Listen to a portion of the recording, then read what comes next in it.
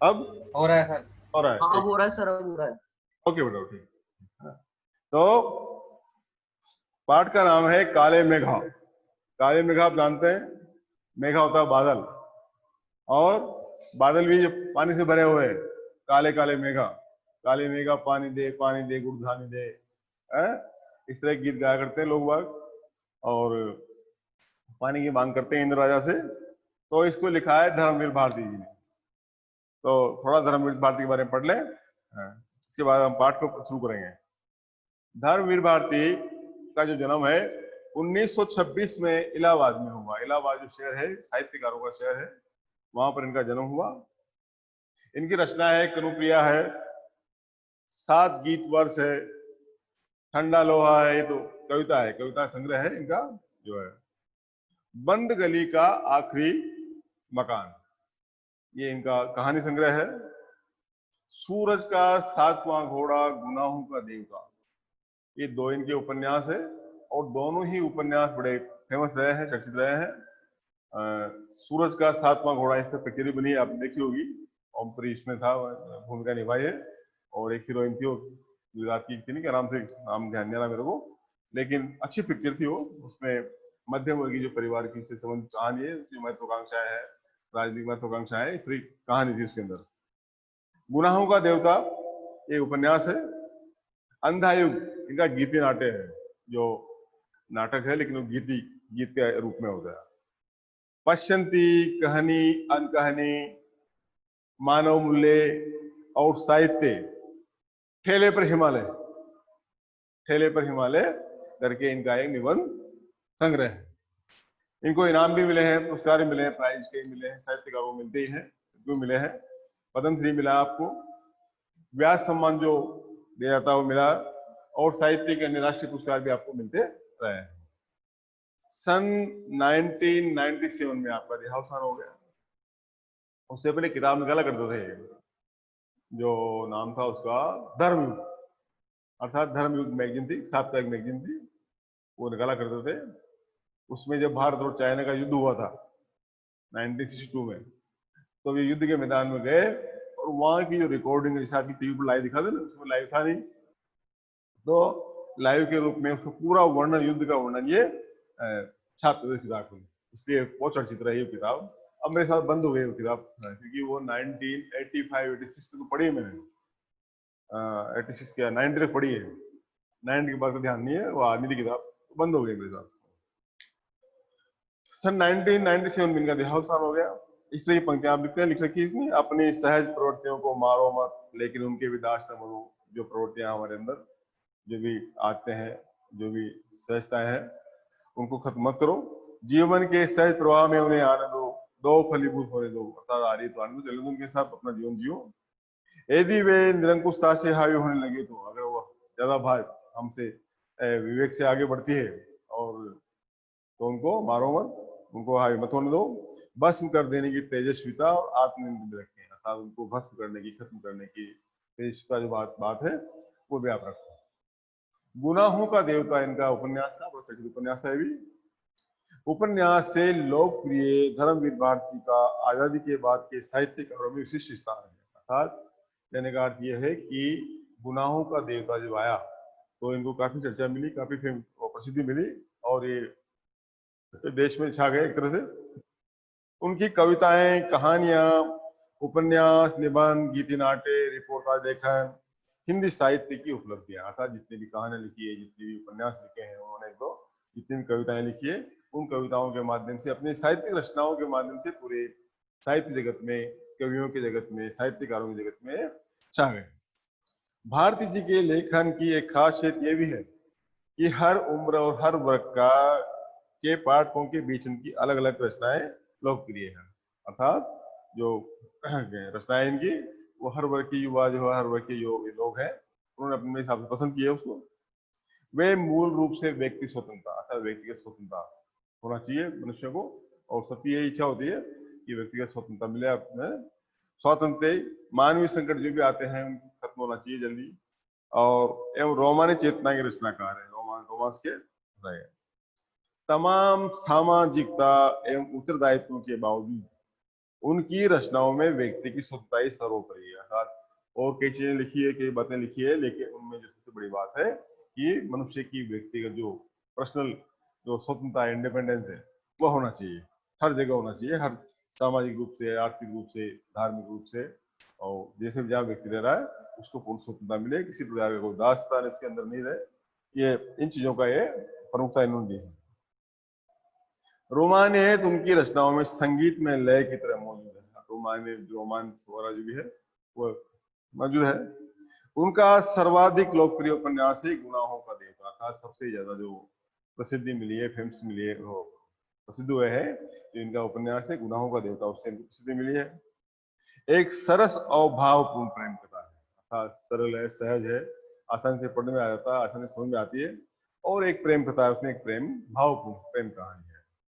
दूसरे लोकप्रिय उपन्यास जो सूरज का सातवां घोड़ा, सूरज का सातवां घोड़ा, 7 घोड़े होंगे सूरज के, पर हिंदी फिल्म भी बन चुकी है, आपने देखी होगी शायद, या नहीं देखी होगी, देखियो, देखना, सूरज का सातवां घोड़ा, ओमपुरी है उसके अंदर, खास रूप से वो बन चुकी है।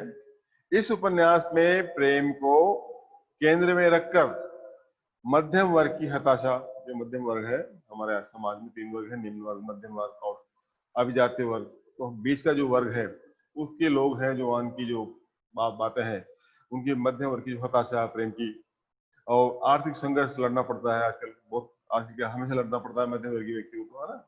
नैतिक विचलन, नैतिकता, अनाचार को चित्रित किया गया है, ये बातें उसके अंदर आई है। अर्थात आप वो पिक्चर देख लेंगे तो भी आपको पूरा पाठ उपन्यास समझ में आ जाएगा। स्वतंत्रता के बाद गिरते हुए जीवन मूल्य, अर्थात जब देश आजाद हो गया और आजादी के पश्चात कितना उस लोगों को, मतलब हमारे जीवन में जो मानवीय मूल्यों में गिरावट आई है। मोह भंग, अनास्था, विश्व युद्धों से उपजा हुआ डर, 2 विश्व युद्ध हो गए युद्ध के स्वतंत्रता से पहले।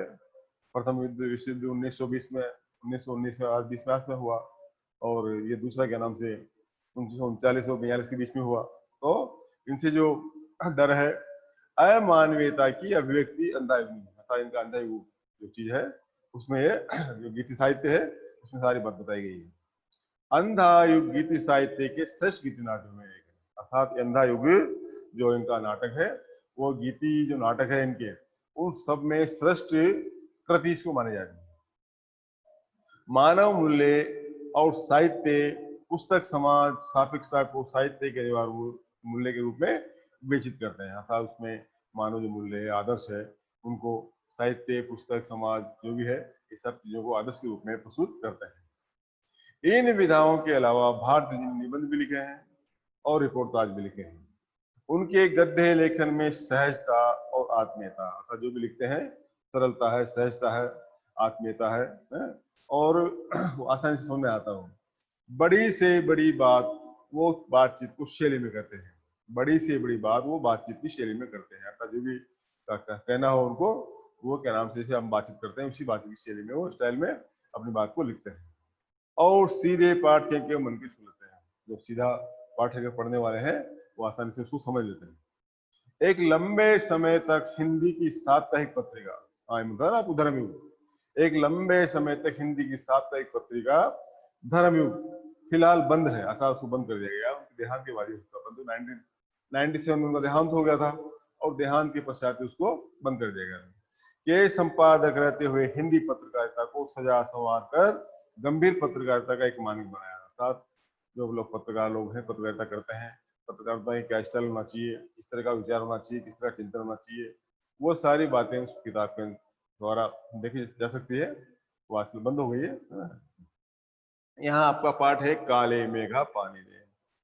यहाँ प्रस्तुत जो संस्मरण है काले मेघा पानी दे में लोक प्रचलित विश्वास और विज्ञान के द्वंद्व का समुद्र चित्रण है, अर्थात लोग तो आस्था चलता है, हमारा जीवन जो लोग है, सामाजिक जीवन है, वो विश्वास पे चलता है, और क्या नाम से जो हमारा विज्ञान है वो तर्क पे चलता है। तो इस तरह का दोनों का मिश्रण है इसके अंदर।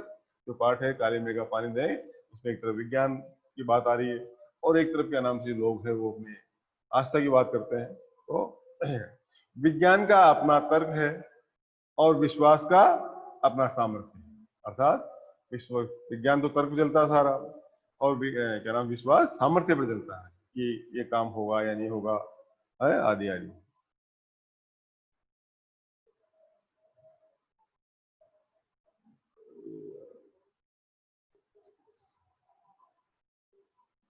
हाँ, अंशुमान क्या बात है भाई? Anshuman, yes sir. कोई बात पूछनी है? नहीं सर। अच्छा ठीक है बेटे, है ना? तो आस्था, विश्वास और तर्क पर ये दोनों चीज चलती है ना। इसमें कौन कितना सार्थक है, यह प्रश्न पढ़े लिखे समाज को उद्वेलित करता रहता है कि हमारी जो विश्वास है, हमारी आस्थाएं है, वो प्रमुख है, या विज्ञान का जो तर्क है वो प्रमुख है। इसमें चर्चाएं चलती रहती है, आपस में होती रहती है। इसी दुविधा को लेकर लेखक ने पानी के संदर्भ में प्रसंग रचा। अर्थात ये दुविधा एक प्रकार की, ये जो पानी के नाम से पानी मांगते हैं लोग, इंद्र राजा पानी देगा उनको, और साइंस कहता है कि पानी को बिगाड़ रहे हैं, पानी को व्यर्थ में खर्च कर रहे हैं, पानी तो आ नहीं रहा है, और जो थोड़ा बहुत पानी बचा है उसको भी व्यर्थ खर्च कर रहे हैं। इस तरह का प्रसंग इनके संदर्भ चलता रहता है।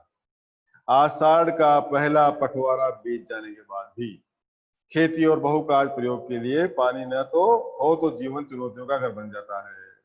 अर्थात हमारे जो बारिश है, वर्षा ऋतु है, उसके 4 महीने हैं, आषाढ़, सावन, भाद्रपद और कार्तिक। वो क्या नाम से, आषाढ़, भाद्रपद, आषाढ़, सावन, भाद्रपद और आश्विन, 4 महीने हैं।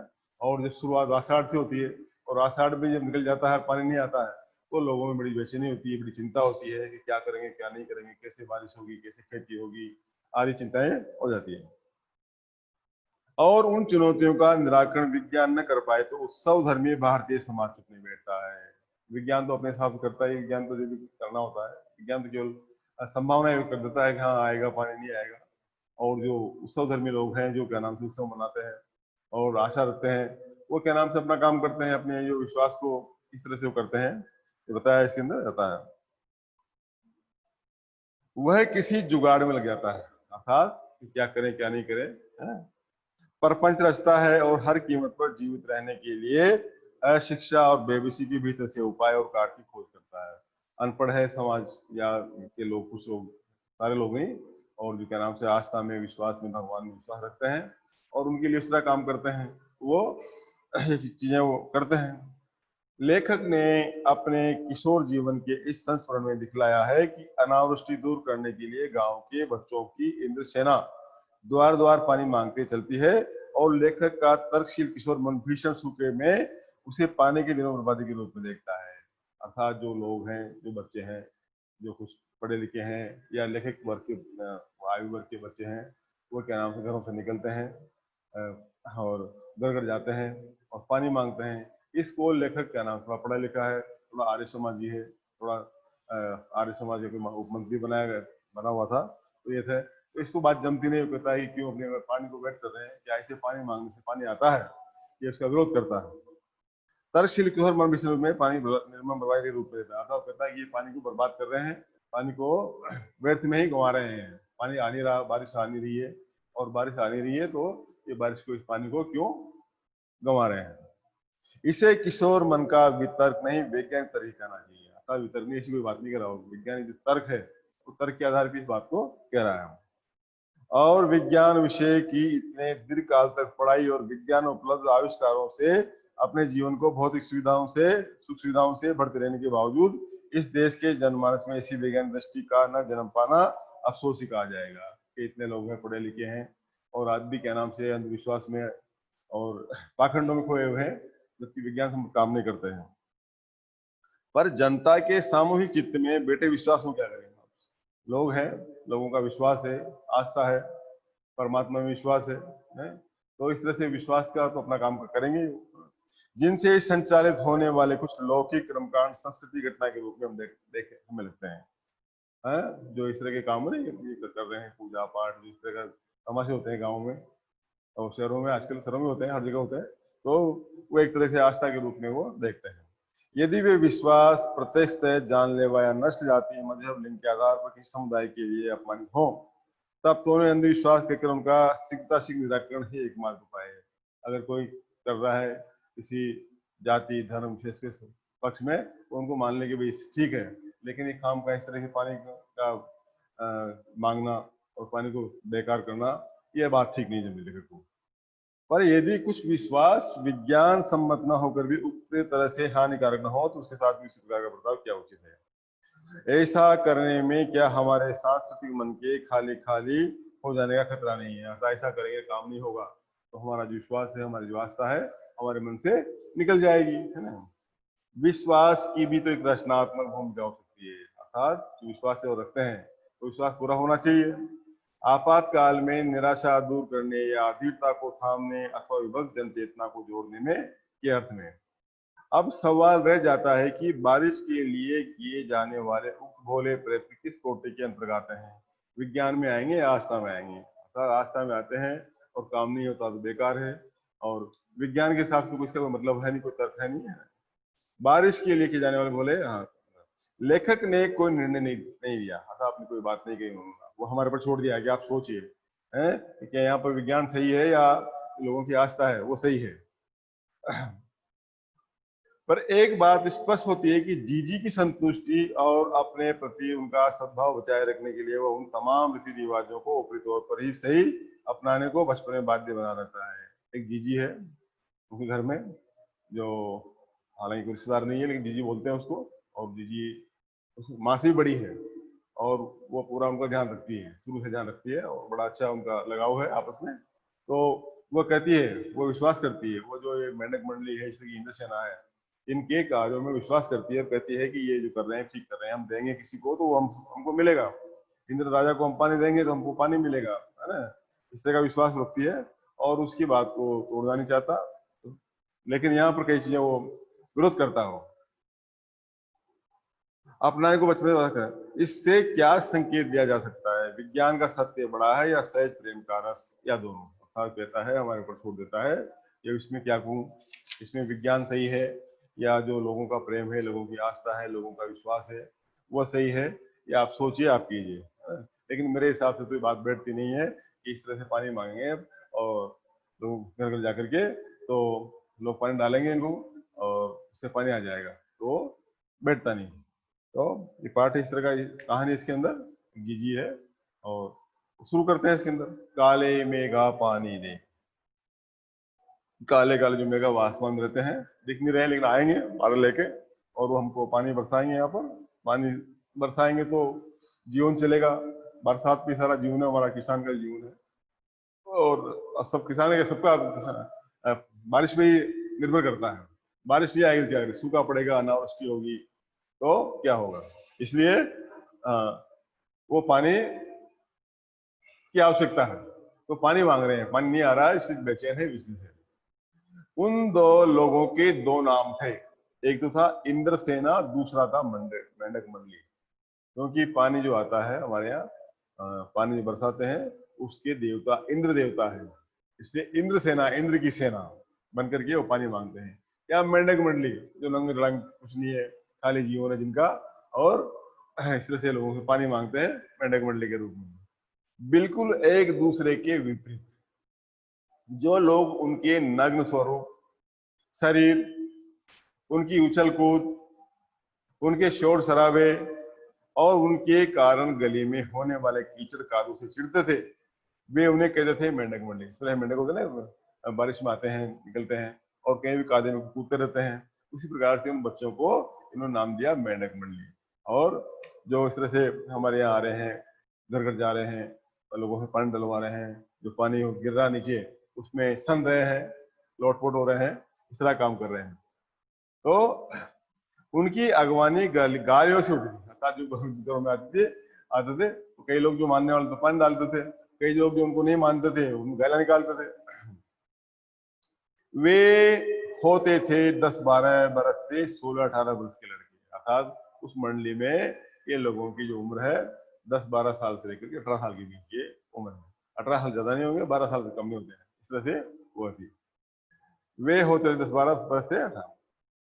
सांवला नंगा बदन, सिर्फ एक जंगिया या कभी कभी एक लंगोटी, और बदन पे कुछ नहीं, नौ कपड़ा, केवल लंगोटी पहनते थे वो, या जांगिया जिसमें जंगी होता है, जंगी वो पहन के आते थे, एकदम नंगे भी नहीं, हम नीचे, तो क्या नाम से उसको बोलते हैं, लंगोटी। लंगोटी बांध लेना या जांघिया पहन लेना, इस तरह से पूरा बदन नंगा। और जो लोग पानी डालते तो उस पानी में नहाते, और जो मान लीजिए कीचड़ हो जाता उस कीचड़ में अच्छी तरह से सन जाते हो। एक ही जगह इकट्ठे होते सारे, शाम को या दिन में जहाँ भी, सारे एक जगह इकट्ठे होते। पहला जयकारा लगाता था, बोल गंगा मैया की जय। अर्थात गंगा मैया जहाँ से पानी आता है, गंगा मैया में पानी कहाँ से आएगा? बारिश का पानी आएगा तो गंगा मैया में पानी आएगा, गंगा मैया में पानी आएगा तो हम लोगों तक पानी पहुंचेगा। इसलिए गंगा मैया की वो पहला नारा जयकारा लगाते, बोल गंगा मैया की जय। जयकारा सुनते ही लोग सावधान हो जाते हैं। जैसे नारा लगाया और आवाज आई, और घरों के लोग जो सावधान हो जाते हैं कि आ रही है, इंद्रसेना आ रही है या मेंढक मंडली आ रही है, पानी मांगेगी, है ना। स्त्रियां और लड़के छज्जे बाज हिसाब लगती है, और ये नारा सुन करके स्त्रियां अपने घरों पे अपनी जो बारजे है, बारजा होता है ना, मुंडेर होती है, मुंडेर के ऊपर की जगह होती है, उसको बारजा बोलते हैं हमारे यहाँ, और सज्जा होता है पानी रोकने का, वहां पर चढ़ जाती और वहां से देखते उनका इंतजार करती कि मेंढक मंडली या इंद्रसेना कहाँ पहुंची है। ये विचित्र प्रकार के जो बच्चे हैं, जो केवल जांगिया और क्या नाम से लंगोटी में आ रहे हैं, नंग धड़ंग टोली उछलती कूदती समेत पुकार लगाती, अर्थात सामूहिक रूप से पुकार लगाती हुई, सामूहिक रूप से आवाज करती हुई, गाती हुई, बजाती हुई, और घर घर में निकल जाती और घर घर में जाती। काले मेघा पानी दे, अर्थात जो काली मेघा है क्या गाती, गीत गाती, काले मेघा पानी दे, गगरी फूटी बेल पियासा पानी दे, गुड़धानी दे, काले मेघा पानी दे। अर्थात गुड़धानी भी दे, गुड़ और क्या नाम से जो गुड़ और जो अनाज था ना, चना गेहूं है, इनके मिलाकर लड्डू बनते हैं, उसको बोलते हैं गुड़धानी, वो दे। गगरी फूटी बेल प्यासा, अगर पानी नहीं आएगा गगरी फूट जाएगी, हमारे बेल प्यासे रह जाएंगे। और इस तरह से काली मेघा पानी दे, काले मेघा पानी गाती हुई पूरे गांव में घूमती, उछलते कूदते एक दूसरे को धकियाते लोग गली में किसी दुमहले मकान के सामने रुक जाते, अर्थात खेल कूद के साथ उछलते कूदते एक दूसरे को धक्का देते हुए, धक्का देते हुए, और उस गली में पहुंचते पहुंचते दुमहले जो डबल स्टोरी मकान है वहां सामने रुक जाते हैं, और पानी दे मैया इंद्रसेना आई, पानी मांगती है माँ, हमको पानी दे, इंद्रसेना तुम्हारे दर पर आई है। और जिन घरों में आखिर जेठ या शुरू आषाढ़ की उन सूखे दिनों में पानी की कमी होती थी, जिन घरों के कुएं भी सूखे होते थे, उन घरों से भी सहेज कर रखे हुए पानी से बाल्टी या घड़े भर भर कर इन बच्चों को सर से पेट तक तर कर दिया जाता है। अर्थात इन बच्चों के लिए चाहे कुएं सूख गए हो, आषाढ़ का महीना निकल गया हो और पानी की कमी आ गई हो, फिर भी पानी रखते थे, और पानी में क्या नाम से बाल्टी ला करके इनके ऊपर थोड़ा थोड़ा पानी डालते थे, पानी भी गिरता उस पानी में पूरा नहा लेते, और नीचे मिट्टी में गिरता उसमें पूरा सन जाता है, मिट्टी में सन जाता है। हाथ पांव बदन मुंह पेट,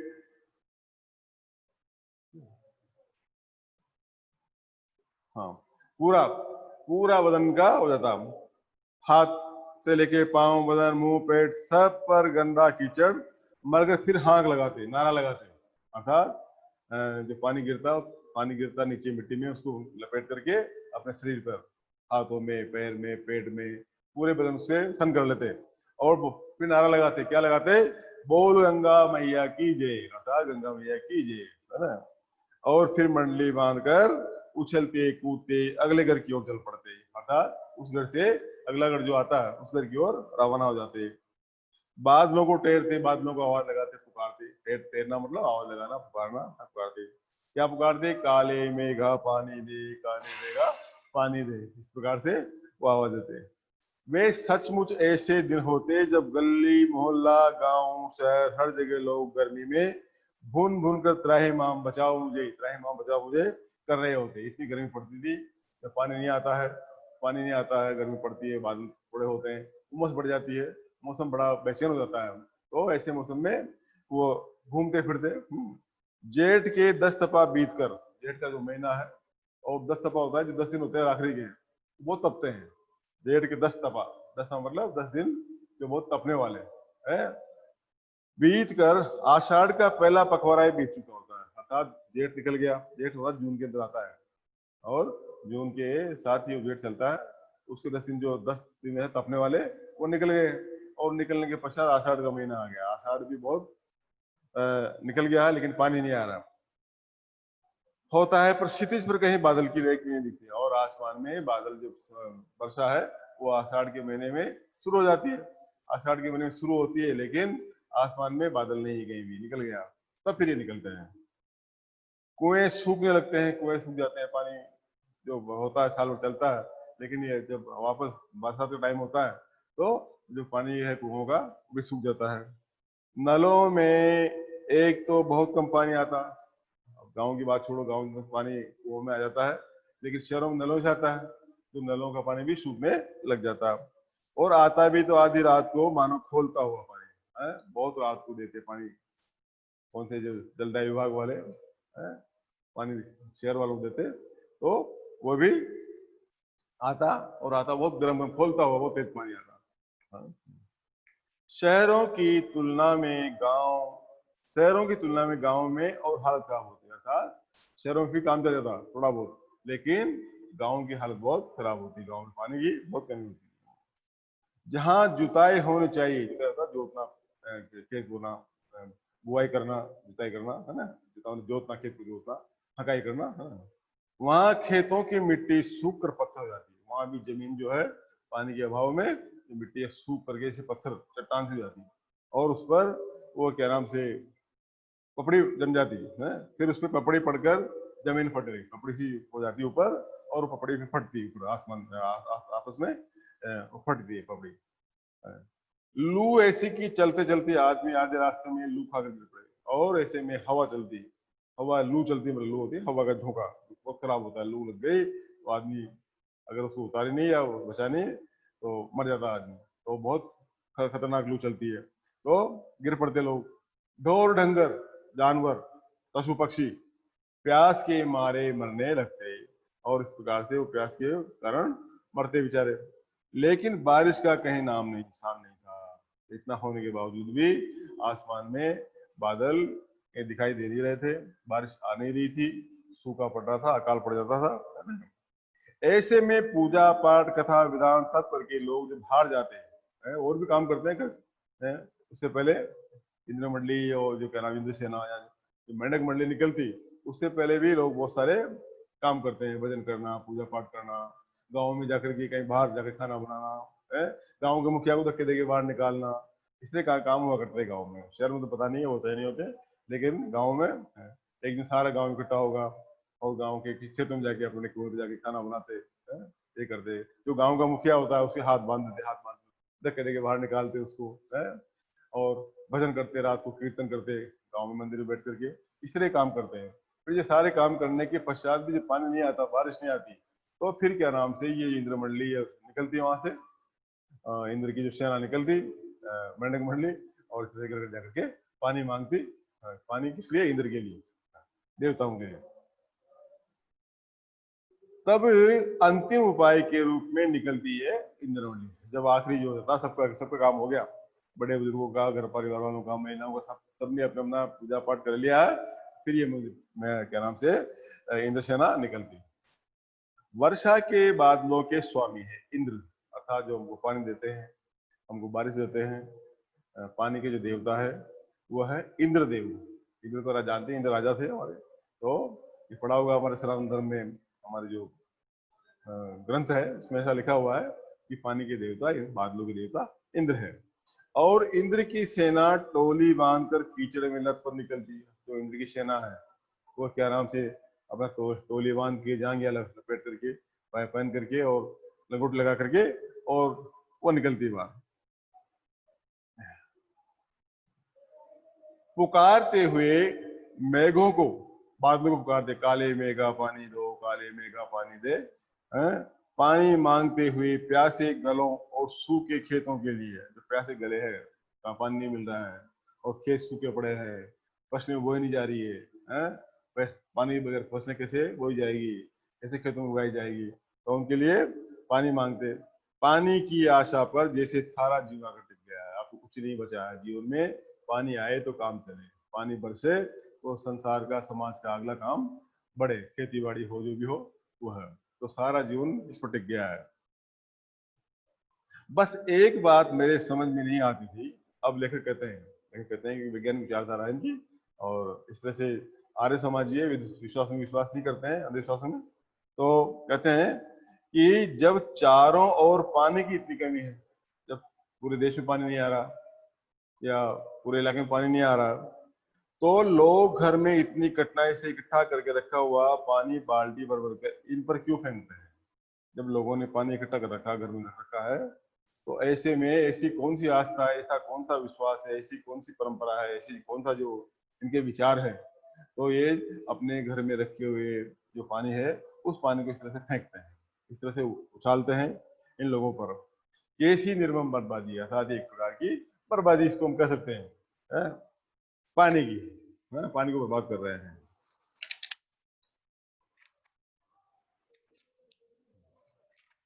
देश की, अर्थात पानी बर्बाद होगा, देश भी बर्बाद होगा, है ना? होती है। इस तरह के अंधविश्वास में था, इसको वो तर्क नहीं मानता, वितर्क नहीं मानता, इसको वो अंधविश्वास मानता है कि लोगों को समझ नहीं है, लोग जानते नहीं है कि थोड़ा सा जान देने से, थोड़ा पानी बहाने से क्या बारिश आ जाएगा, आएगी, ऐसा कुछ उनको विश्वास नहीं था। कौन कहता है इन्हें इंद्र की सेना, अर्थात कौन लोग इनको इंद्र की सेना करेंगे, इंद्र की सेना आ रही है, मेंढक मंडली है तो इस प्रकार की है ये। अगर इंद्र महाराज से पानी दिलवा सकते, अगर इंद्र ही में इतनी वो है, शक्ति है, इतनी सामर्थ्य है, और इंद्र से पानी दिलवाते, तो खुद अपने लिए पानी क्यों नहीं मांगते? हैं? तो पूरे समाज के लिए, पूरी दुनिया क्यों नहीं क्यों मांग रहे हैं? अपने लिए मांगे हैं? क्या मोहल्ले भर का पानी नष्ट करवाते घूमते हैं? नहीं, ये सब पाखंड है, अर्थात सिर्फ पाखंड है, अंधविश्वास है, इसमें कोई तर्क तर्क नहीं है, कोई वितर्क नहीं है, ये केवल फालतू की बातें हैं। ऐसा करना अंधविश्वास है, पाखंड है, ढोंग है एक तरह का, है। ऐसे ही अंधविश्वासों के कारण हम अंग्रेजों से पिछड़ गए और गुलाम बन गए, अर्थात ऐसे ही जो अंधविश्वास हमारे लोग में, हमारे समाज में लोगों में रहे हैं, उन लोगों के कारण, अंधविश्वासों के कारण अंग्रेज हमारे यहाँ आते गए और हमारे यहाँ राज करते रहे। तो आज इतना ही काफी है बेटा? ठीक है कृष्ण? Krishna yes sir. ठीक है बेटा? Yes sir. Yes sir. Jyotiraditya कौन कौन बेटा आज? यस सर, सही है। समझ में आया पार्ट? हाँ सर। Yes sir. ओके, समझ आया था, नहीं आया तो फिर पूछना, बात हो जाए, कोई बात नहीं आया, रिजल्ट पूछ रहा था, ठीक है? आवाज बंद कर रहा हूँ। ठीक है सर। ओके बेटा, थैंक यू सर। कल जो बाकी रह गया वो पढ़ लेंगे, ठीक है? हाँ।